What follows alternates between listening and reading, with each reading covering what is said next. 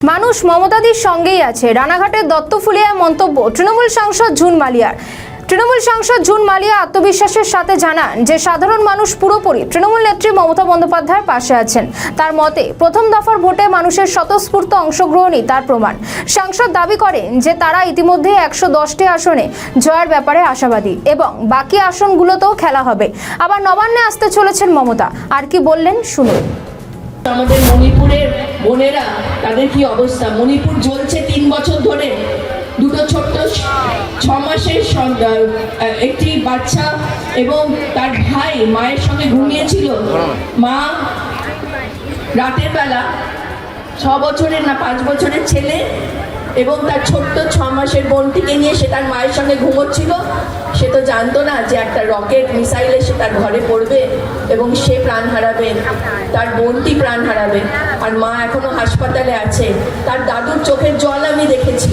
তিনি বলছেন যে আমি তো বলতে পারছি না আমার মেয়েকে যে তার দুটি সন্তান বেঁচে নেই, কিন্তু এখন তো বলতে হবে, সে জানতে পারবে। আমি জানি না আমি কি করবো। সে কান্নায় ভেঙে পড়ছে। মোদিজির সময় হচ্ছে না। 3 বছর ধরে মণিপুর চলছে, মোদিজির সময় হচ্ছে না।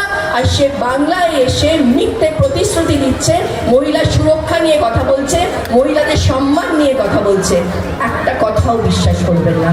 সবচেয়ে বেশি ধর্ষণ আর খুন হচ্ছে মহিলাদের ওদের সরকার দ্বারা শাসিত রাজ্যে, ওদের বিজেপি দ্বারা শাসিত রাজ্যে। সেটা রাজস্থান বলুন, মণিপুর বলুন, উত্তরপ্রদেশ বলুন, বিহার বলুন। আরে ওরা তো 4 বছরের কন্যা সন্তানদেরও ছাড়ছে না।